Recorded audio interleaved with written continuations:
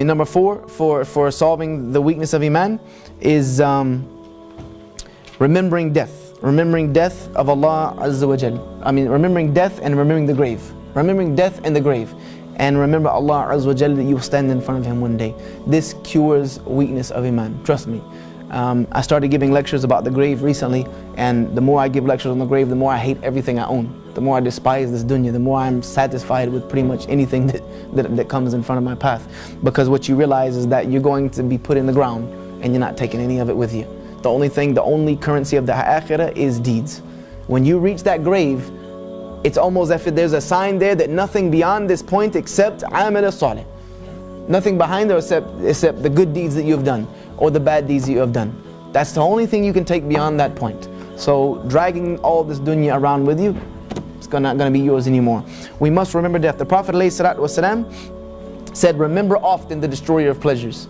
Remember often the destroyer of pleasures. And what is the destroyer of pleasures? Death. Death.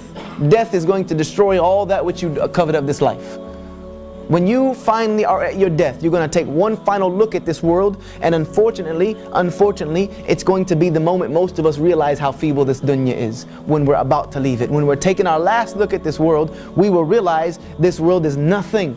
Nothing. We will realize how feeble it is. But the people who are blessed are people who realize that before death. The Prophet ﷺ said about this dunya, and this is how we're going to finish inshaAllah. He said about this world that once he was walking with his companions, and there was a dead carcass on the side of the road that was deformed. A dead, deformed carcass on the side of the road. And he picked it up. It had little ears, it was deformed. He picked it up. And he said, which one of you will buy this from me for a dinar? Meaning, who would buy this for me for a pound? They said, Ya Rasulullah, we wouldn't even take it if you gave it to us for free. We would not even take this dead, stinking, deformed carcass from you if it was free. He said, then know that the world and everything it contains, all its glitz and glamour and gold and wealth and status and money and fame and fortune, he said, all of it to Allah is more despised than this carcass is despised in your eyes. It means nothing. On the day of judgment, Allah Azza wa Jal is going to roll it all up. The heavens and the earth, Allah is going to roll it up and hold it in His hand and say, we're the kings of the earth today. The people who used to fight each other and kill each other and strive and do so much injustice over this silly dunya, where are you today? When I've rolled all of this up like it's nothing. Do you not realize it was nothing?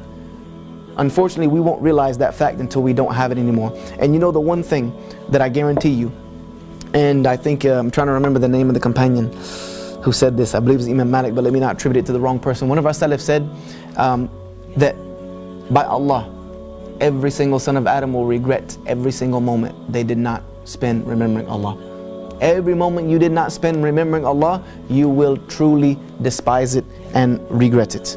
So we have to remember that. We have to remember that we're leaving this dunya. We can't take any of it with us. And we will regret. We will regret. Allah says in the Quran, and I finish with this, and let this not be any of us. When the angel of death comes to them, they cry out, Ya Rabb, Ya Rabb, irji'un, send me back. Irji'un, send me back. Why? Why do they want to go back? Do they want to go back to pray? La. Do they want to go back to see their family? Do they want to go? No. لَعَالِي أَعْمِلَ الصَّالِحَ فِي مَا تَرَكْتُ. So that I can go do some good with that which I left behind. So that which I left behind, I can go back and get it and do some good with it. Let us not be of those people, insha'Allah ta'ala. Let us do the good that we have while it's in front of us. And let us avoid the evil that is in front of us while we're here. Let's take advantage of the things that Allah has given us to purify ourselves and to purify our hearts. And I ask Allah Azza wa Jalla to give us the tawfiq, the ability to purify that which is inside of us. Because if we can make the heart good, then the rest can be good, insha'Allah ta'ala. And may Allah Azza wa Jalla accept this from me. Anything that I have said that is good, Allah says in the opening of His book, Alhamdulillahi Rabbil Alameen. All praise is for Allah Azza wa Jal alone. No human being deserves to be praised at all whatsoever. And anything that I have said that is wrong or mistaken or incorrect, then know that it is because I'm a human being that has no knowledge and doesn't even deserve to be on this platform. And I ask you to forgive me for it and correct me where you see fit. Wa jazakallahu khairan wa assalamu alaikum wa rahmatullahi wa barakatuh.